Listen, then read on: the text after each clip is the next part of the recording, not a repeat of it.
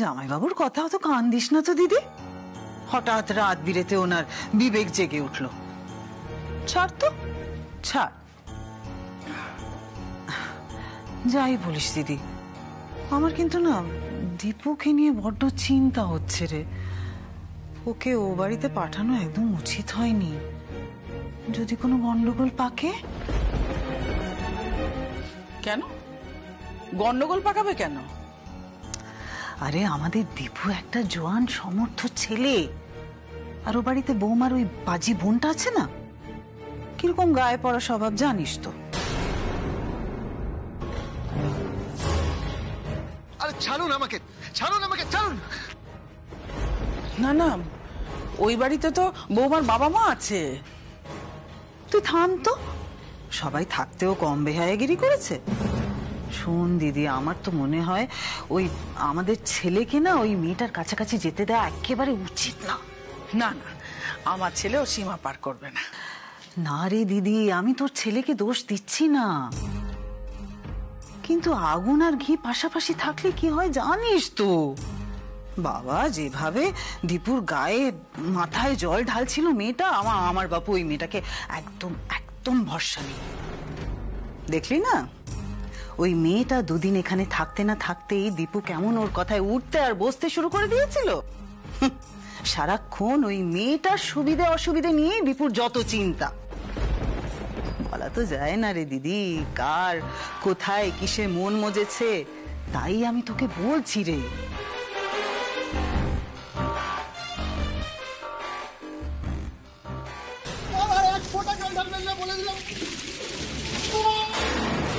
মা, প্রথমবার উনি না বুঝে ভুল করে ফেলেছেন, প্লিজ ওনাকে এবারটা ক্ষমা করে দাও।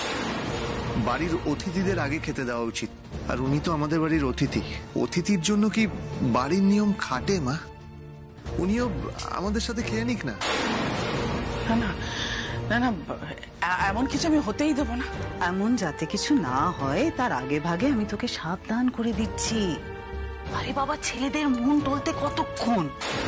দুই পায়ন গেল না বলে আমি যাচ্ছি, আমি বৌদিকে আনতে যাচ্ছি বলে দীপু আগ বাড়িয়ে বৌদিকে আনতে চলে গেল। সেটা কি শুধু বৌদির জন্য, নাকি ওখানে বৌদির বোন আছে বলে, ওই অপু আছে বলে?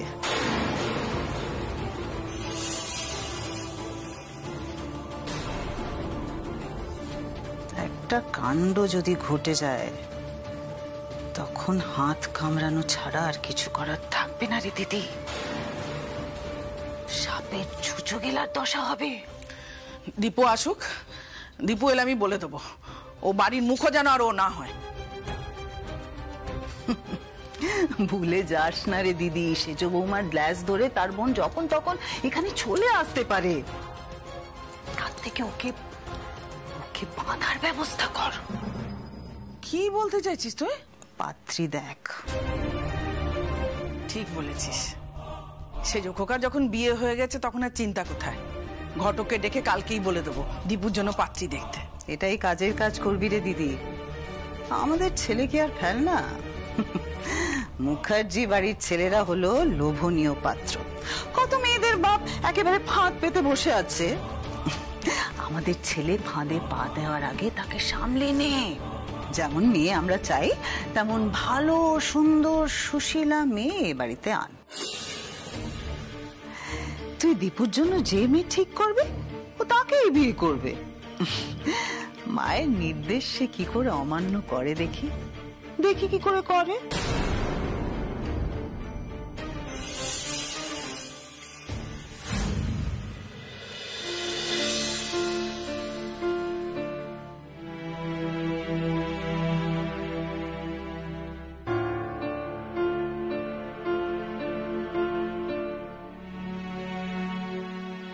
দিদি ভাই চলে গেলে চাকরির পরীক্ষাটা নিয়ে ভাবতে হবে, কিন্তু পরীক্ষার সেন্টারটা এত দূরে পড়লো কেন কে জানে।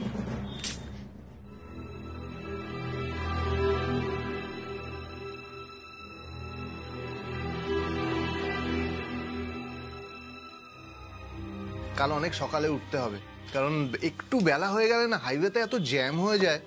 সেজ বৌদি, তুমি কিন্তু একটু ভোর ভোর উঠে পড়ো। হ্যাঁ,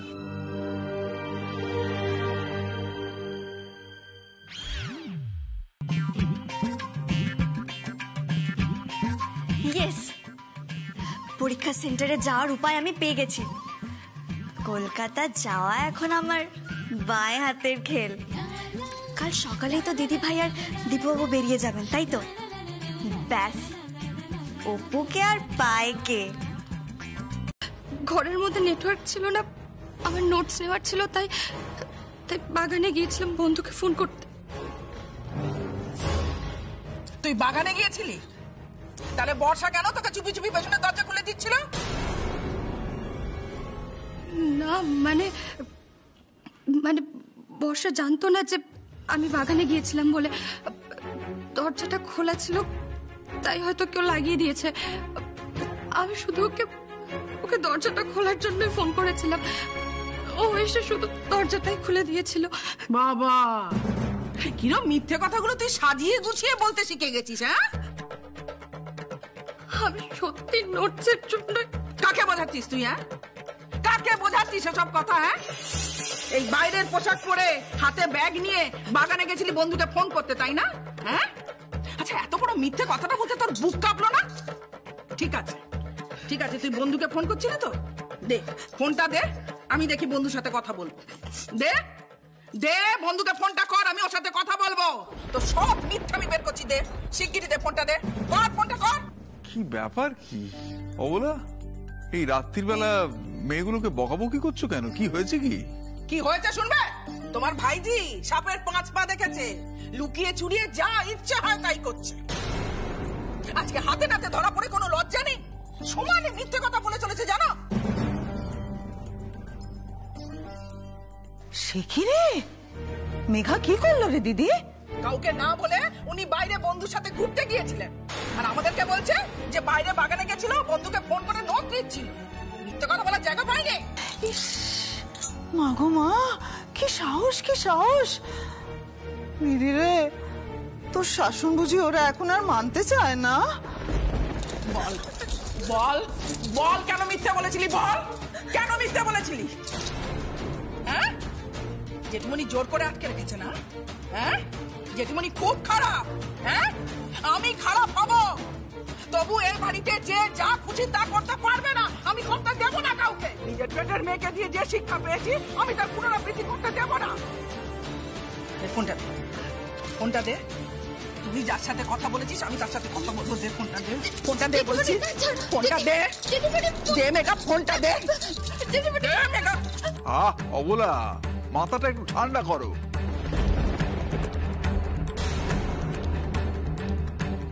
থামুন তো জামাই বাবু, এরপরেও কি দিদি মাথা ঠান্ডা রাখতে পারে?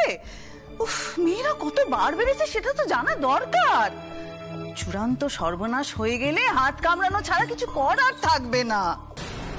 উফ, তুমি এবার কিরকম মা বলো তো? মেয়েরা যে উড়নচণ্ডী হয়েছে সেদিকে তোমার কোনো নজর নেই নাকি? আমার দিদি তো গোটা সংসারটা দেখে রাখে, সামলে রাখে। মেয়েদের দায়ও কি দিদির ঘাড়েই চাপিয়ে দিতে চাও নাকি? হ্যাঁ, একদম ঠিক কথা বলেছ মনীষা। শাসন করে না বলেই মেয়েগুলোর এত বার বেড়েছে। তোমার মেয়ে যদি তেমন কিছু করে বসে, আমাদের গলায় দড়ি দেওয়া ছাড়া আর কোনো উপায় থাকবে না। চঞ্চল, মেয়েদের শাসন করতে হবে নিশ্চয়ই, তার একটা মাত্রা দেখে শাসন কর। বেশি শাসন করলে মানুষ বেশি মিথ্যে কথা বলে। দাদা প্লিজ, তুমি ওদের উস্কেও না প্লিজ। বৌদি বৌদি, ফোনটা করো তো। কার সঙ্গে কথা বলছিল আমাকেও তো জানতে হবে। শেষ নম্বরটায় ফোন করো প্লিজ, প্লিজ এখনই করো। ফোনটা দে, দে ফোনটা দে।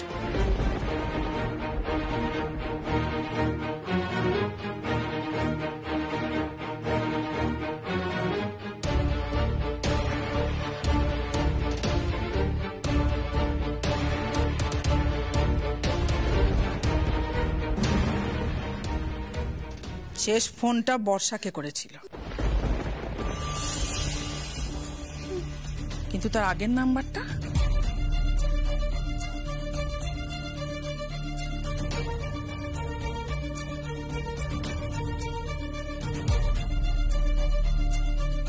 ভাগ্যিস আমি নামটা সেভ করিনি,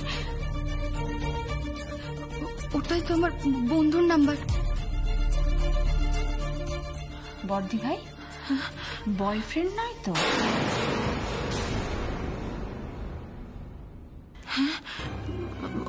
ও দিচ্ছে গো, এই বয়ফ্রেন্ড মানে কি ছেলে বন্ধু গো? মিয়া কোথাকার, কাকে বলেছি আমি?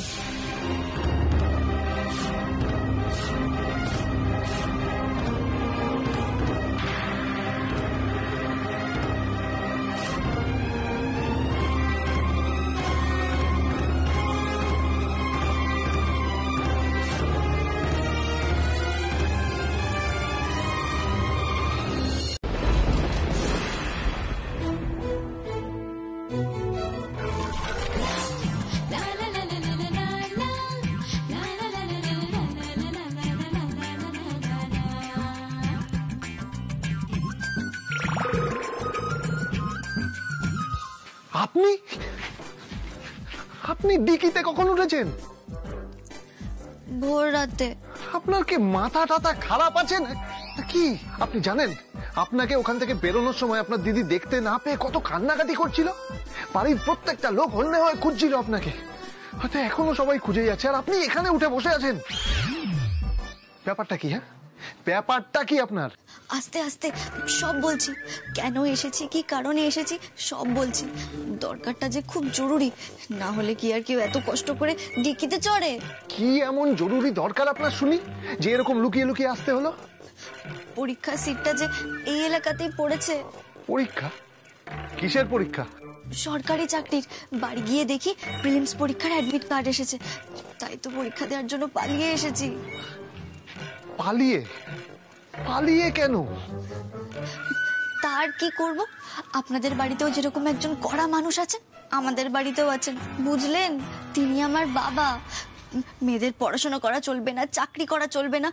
জানেন, আমার অ্যাডমিট কার্ডটা দেখে রাগে ছিঁড়েই দিল। বলে দিয়েছে বাড়ি থেকে বেরোলে ঠ্যাং ভেঙে দেবে। কিন্তু পরীক্ষাটা যে আমায় দিতেই হবে। জানেন, আমার অনেক দিনের স্বপ্ন সরকারি চাকরি করে নিজের পায়ে দাঁড়াবো, বিডিও হব। সেই স্বপ্ন আমি কিছুতেই নষ্ট হতে দিতে পারি না, কিছুতেই না। অনেক কষ্ট করে পড়াশোনা করেছি, পরীক্ষার ফর্ম ফিল আপ করেছি। তাই বাবা রাগ করুক আর যাই করুক, পরীক্ষা আমি দেবই। সেই জন্য বাবা মাকে না বলে লুকিয়ে এভাবে পালিয়ে এলেন? আপনি জানেন ওনারা কতটা চিন্তা করবেন? জানি, না বলে এখানে আসাটা ঠিক হয়নি, কিন্তু বিশ্বাস করুন এখানে আসার যে আর অন্য কোনো উপায় ছিল না। তাই বাধ্য হয়ে আপনাদের এই গাড়ির ডিকিতে লুকিয়ে চলে এসেছি। প্লিজ আমায় একটু হেল্প করুন।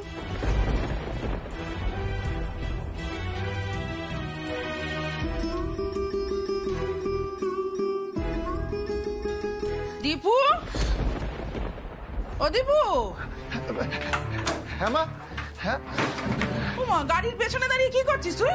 গাড়ির পেছনে দাঁড়িয়ে গাড়ির পেছনে দাঁড়িয়ে দেখছিলাম এই ডিকিতে কিছু ফেলে চলে যাচ্ছি না তো। ও জিনিসপত্র আছে, আমি খুশিকে বলছি নিয়ে যেতে। দাঁড়া। ও খুশি, খুশি রে। মা মা মা আমি বলছি কি, খুশিকে ডাকার আবার কি দরকার বলো তো? ছেড়ে দাও, ওকে ডাকতে হবে না। হ্যাঁ বর্তমান, আমি ডাকছে কেন গো? ওই যে গাড়ির পেছনে কি সব জিনিসপত্র আছে, নিয়ে যা তো বাবা। আচ্ছা এই, খুশি শোন, তুই তোর কাজে যা, যা যা কাজে যা। তোমাদের জ্বালায় না পারি না। এই রে, ডালটা মনে হয় পুড়ে গেল। যা শিগগিরই যা। এই ডাল পড়ে গেল, তাড়াতাড়ি যা। যাক, শোন, তুই হাত মুখ ধুয়ে আমার ঘরে একবার আয় তো, তোর সঙ্গে জরুরি কিছু কথা আছে। আমি আসছি। আয়। ও দীপু, হ্যাঁ মা। বলছি গাড়িতে কিছু ফেলে টেলে এলি কিনা ভালো করে দেখে নে। হ্যাঁ, আচ্ছা মা, ঠিক আছে। আমি তাড়াতাড়ি আয় বাবা, তাড়াতাড়ি আয়। আসছি। আয়।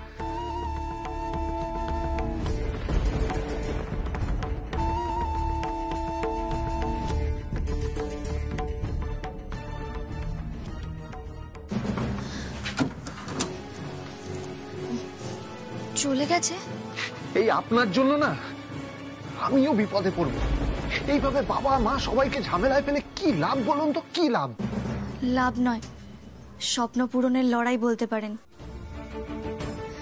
জানি বাবা মাকে চিন্তায় ফেলেছি, হয়তো আপনাকেও ঝামেলায় ফেললাম, কিন্তু এছাড়া যে আমার আর কোনো উপায় নেই। কথা দিচ্ছি, পরীক্ষাটা হয়ে গেলে আর আপনাকে জ্বালাবো না।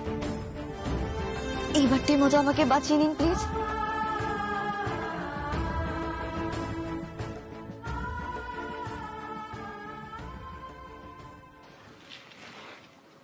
ঠিক আছে,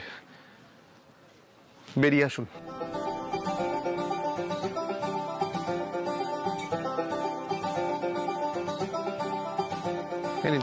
ধরুন।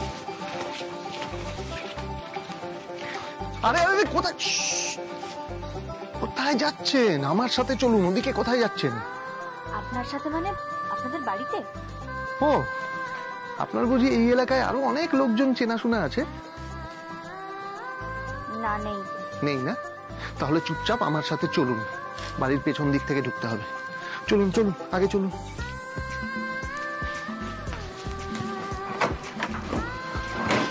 এই ছবিটা দেখ।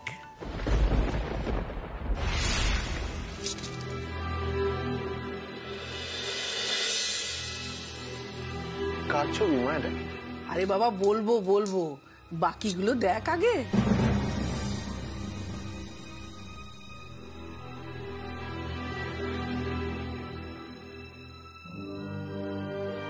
হ্যাঁ দেখলাম, কিন্তু এই ছবিগুলো আমায় কেন দেখাচ্ছ মা?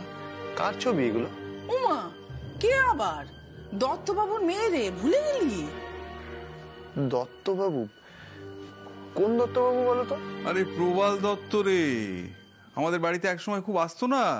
অবশ্য তুই তখন খুব ছোট ছিলি। তুই তখন দত্ত কাকু বলে ডাকতিস, মনে পড়ছে? তোকে কোলে করে খুব আদর করতেন। ও হ্যাঁ হ্যাঁ হ্যাঁ, দত্ত কাকু মানে ওই শ্যামবাজারের দত্ত কাকু? আরে হ্যাঁ, ওই শ্যামবাজারে দত্ত কাকুর মেয়ে। ওই একটাই তো মেয়ে, দেখ কত বড় হয়ে গেছে। হ্যাঁ বাবা, আমি তো চিনতেই পারিনি। চিনবি কি করে? সে তো তোর থেকেও ছোট ছিল যখন এ বাড়িতে আসতো। তা তুই একবার এসেছে তার বাবার হাত ধরে। আর তোমার মনে আছে সেই মেয়েটা এসে বাড়িতে কি খেলতো? একবার তো তোর সাথে ছাদে গিয়ে খুব হুড়োহুড়ি, বাপরে বাপ, পড়ে যাচ্ছিল। তোর বাবা তোকে ডেকে খুব বকুনি দিয়েছিল, আর তুই ভ্যাঁ ভ্যাঁ করে কেঁদেই যাচ্ছিলি। হ্যাঁ, তোকে জীবনে ওই একবারই আমি দারুণ বকুনি দিয়েছিলাম, মনে পড়লো? হ্যাঁ মনে পড়েছে। এই দেখ, সেই মেয়ে কত বড় হয়ে গেছে, পড়াশোনাও করেছে রে। কলেজ পাশ করে গেছে মা? হ্যাঁ রে, ওই পাশে টাশে কি আছে না, ওইটাতে বিএ পাস করেছে। বিয়ের জন্য ওইটুকু লেখাপড়া জানলেই যথেষ্ট। এখন ওরা মেয়েটার জন্য ভালো পাত্র খুঁজছে। হ্যাঁ সে বুঝলাম, কিন্তু তার জন্য আমায় কেন ছবিগুলো দেখাচ্ছ মা? এটা তো ঘটকের কাজ, ঘটকের কাছে যাক। সে তো জানি, কিন্তু আমাদের দীপুর মতো হীরের টুকরো ছেলে ওরা কোথায় পাবে বলতো? হ্যাঁ, তাই ওরা সম্বন্ধ করতে চায়। আর আমাদের যদি কোনো আপত্তি না থাকে, তাহলে সামনে কোন একটা ভালো বিয়ের দিন দেখে ওরা 4 হাত এক করে দিতে চায়।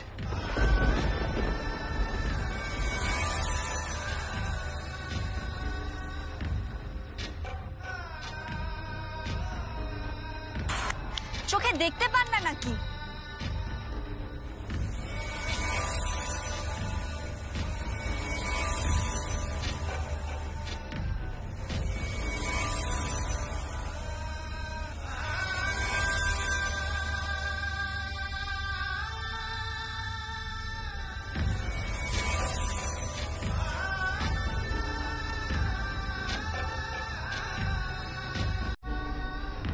কি রে,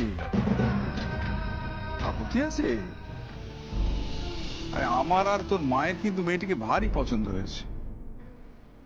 বাবা কি সব বলছো তোমরা? তোর মা তোর বিয়ে দিতে চায়, বুঝতে পারছিস না? আরে সেজু ভাইয়ের বিয়ে হয়ে গেছে, তোর বিয়েটা দিয়ে তোর মা ঝাড়া হাত পা হতে চায়। উমা, কি বলছো তুমি? ওর বিয়ে দেবার পর আমাদের মেঘা বর্ষার বিয়ে দেওয়া বাকি আছে তো। কি আশ্চর্য! আরে তোমার 4 বউ চলে এলে তখন তারাই তাদের ননদের বিয়েটা দিয়ে দেবে, তুমি আমি তখন ঝাড়া হাত পা। সেই জন্যই তো দীপুর বিয়েটা আমি তাড়াতাড়ি দিতে চাই। ও দীপু, ওদেরকে আসতে বলি।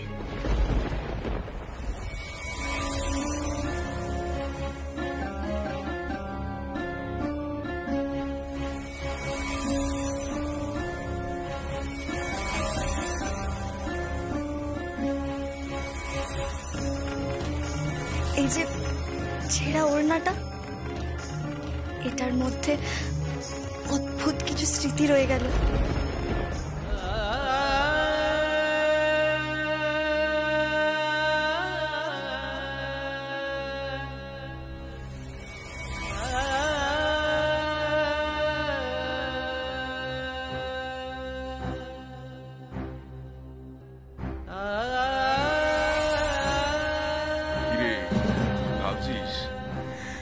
দেখ বাবা, এই ব্যাপারটাতে আমি কিন্তু তোর মায়ের সঙ্গে একেবারে 100% একমত। আমি 100% তোর মাকে সমর্থন করছি। আমিও চাই তুই তাড়াতাড়ি বিয়েটা সেরে ফেল।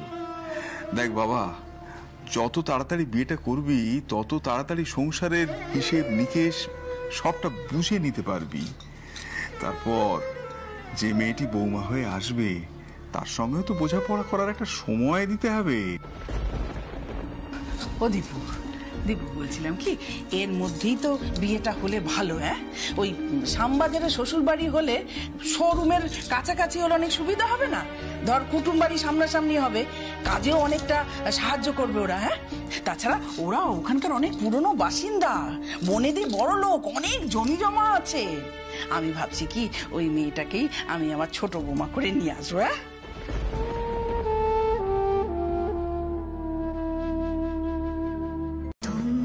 যে বলো দিবস রজনী, ভালোবাসা ভালোবাসা। কে গান করছে? সুখী ভাবনা কাহারে বলে।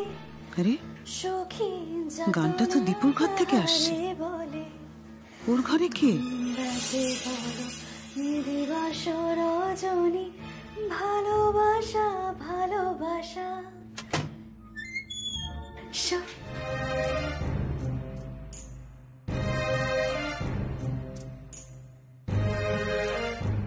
চাপ বাবা, এই সময় কে ঘরে ঢুকলো? আমার আমার গলা শুনে ফেলেনি তো? দীপু বাবু নয় তো?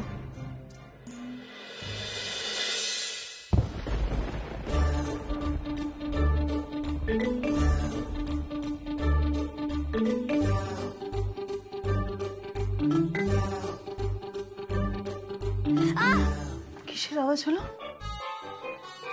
কাউকে তো কই দেখছি না।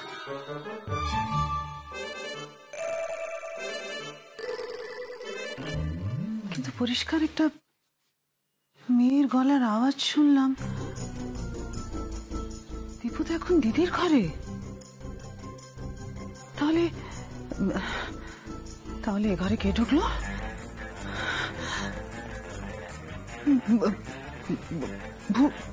ভূত নয় তো? জানো ছোট, এই বাড়িটা যে জমিটার ওপর, সেই জমিটা একসময় ছিল নীলকর সাহেবদের। যে চাষিরা তাদের কর দিতে চাইতো না, সাহেবরা তাদের ধরে এনে খুন করে এই জমিতে তাদের পুঁতে দিত। শুধু তারাই নয়, সাহেবদের রোষানল থেকে সেই চাষিদের সন্তান সন্ততি বউরাও রেহাই পেত না, তাদের ওই জমিতে হত্যা করা হতো। তাই তো এই জমি কেনার পর আমি যত পেরেছি শান্তি সস্তায়ন পুজো আচ্ছা করে অপদেবতা তাড়িয়েছি, তারপর বাড়িটা করেছি।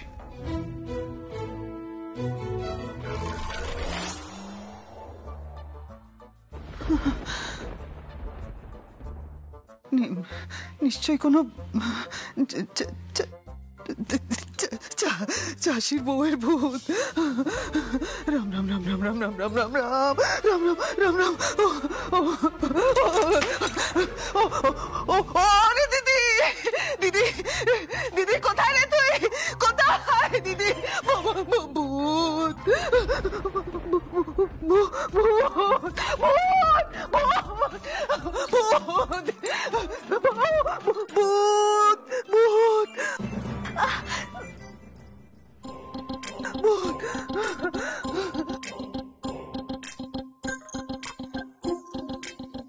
ওরে বাবারে, আন্টি তো আর ভূত দেখার সময় পেল না।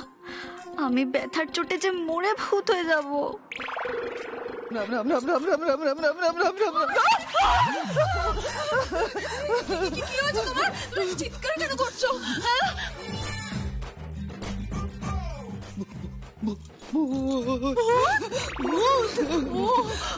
তুমি চিন্তা করো না, আমি আছি তো, আমি দেখছি।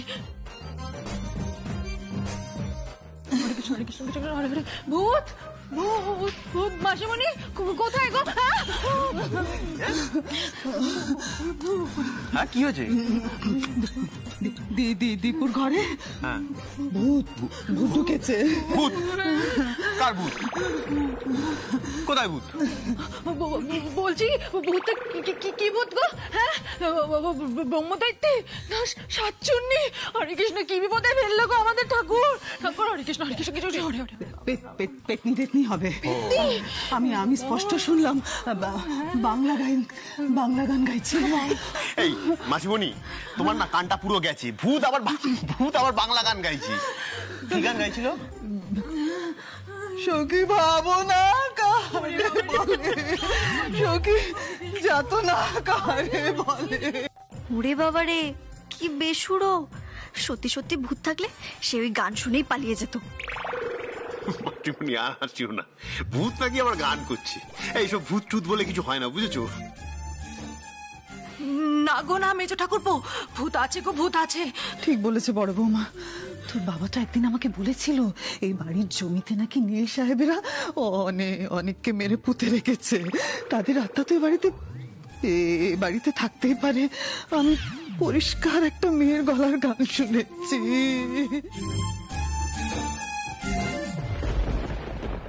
এটা তুমি কি বলছো ছোট ঠাকুরপো? না না, এটা হয় না। তুমি ওকে এভাবে এই বাড়িতে কতদিন লুকিয়ে রাখবে? বেশি দিন তো না, আজ রাতটা আর কালকের দিনটা। পরশু তো ওর পরীক্ষা। পরশু পরীক্ষা হয়ে গেলেই আমি নিজে গিয়ে ওকে বাড়িতে পৌঁছে দিয়ে আসবো, অন্তত বাড়ির কাছাকাছি পৌঁছে দিয়ে আসবো। কোনো চিন্তা করো না তুমি। তুমি তো আসল সমস্যাটাই বুঝতে পারছো না ছোট ঠাকুরপো। বাড়িতে ফিরে মেয়েটাই বা কি উত্তর দেবে? আর তাছাড়া এই দুদিনও এই বাড়িতে থাকবে।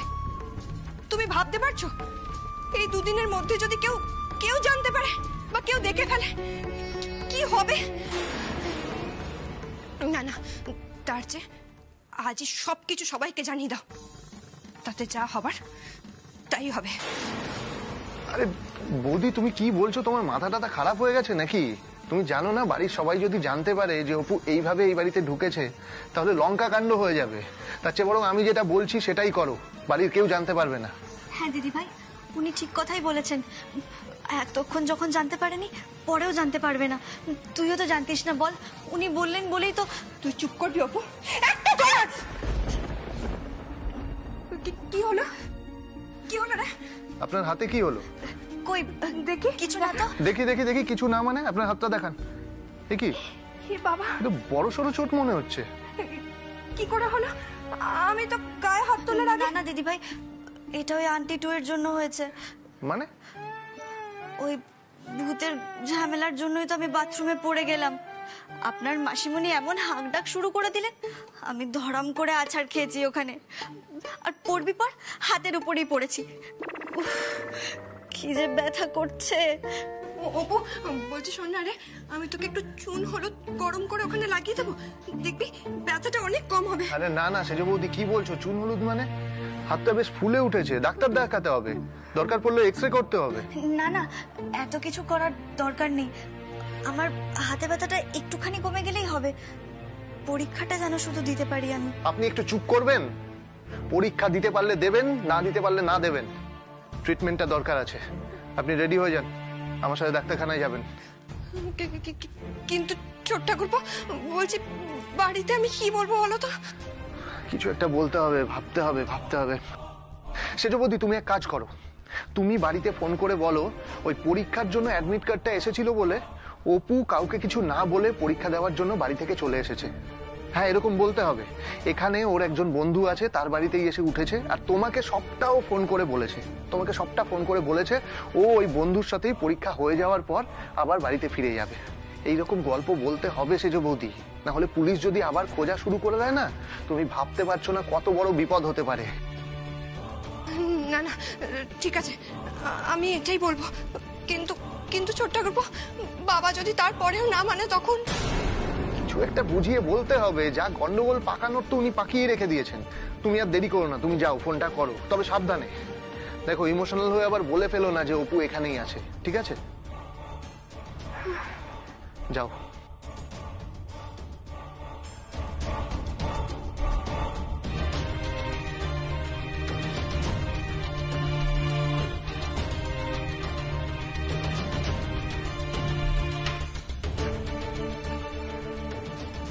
কি ভাবছেন? যান, রেডি হয়ে নিন, আপনাকে নিয়ে ডাক্তারখানায় যাব। যান। ওহো, আপনার তো এখনো কিছু খাওয়াই হয়নি। কি করি আমি? আমার তো জোর খিদে পেয়েছে। খিদে পেলে আবার আমার মাথা ঠিক থাকে না। তাই বলে আবার চুরি করে খাওয়ার জন্য বাইরে বেরিয়ে যাবেন না, তাহলে আর গন্ডগোলের অ্যাক্সেস হয়ে যাবে। তাহলে টাইম টু টাইম আমার খাবারটার ব্যবস্থা করে দিন। ওকে, আচ্ছা ঠিক আছে, আমি দেখছি রান্নাঘর থেকে কোনো রকমে যদি আপনার জন্য কিছু খাবার নিয়ে আসা যায়। তাড়াতাড়ি আনবেন কিন্তু, একে হাতে ব্যথা, তারপর আবার খিদের চোটে পেটে ব্যথা না শুরু হয়ে যায়। অদ্ভুত মেয়ে তো আপনি। ও মা, অদ্ভুতের কি হলো? খিদে পেয়েছে তাই তো বললাম। এটাই মুশকিল জানেন তো, খিদে পেলে আমার বাবার তর্স হয় না। ঠিক আছে থাক, প্রবলেম হলে ছেড়ে দিন, আমি না হয় উপোস করে। মুখটা বন্ধ রাখবেন, আপনি মুখটা বন্ধ রাখুন, তাহলেই হবে। হ্যাঁ, আমি যাচ্ছি, কিছু খাবার নিয়ে আসছি, খাবারটা খেয়ে রেডি হয়ে নেবেন। আপনাকে নিয়ে আবার বাড়ি থেকে লুকিয়ে লুকিয়ে বার হতে হবে। আমাদের বাড়ির কাছেই দুজন ডাক্তারের চেম্বার আছে, যে কোনো একজনের কাছে আপনাকে নিয়ে যেতে হবে। হাতটা ভালো করে দেখাতে হবে। ইস, কি অবস্থা হাতটার। আমি আসছি।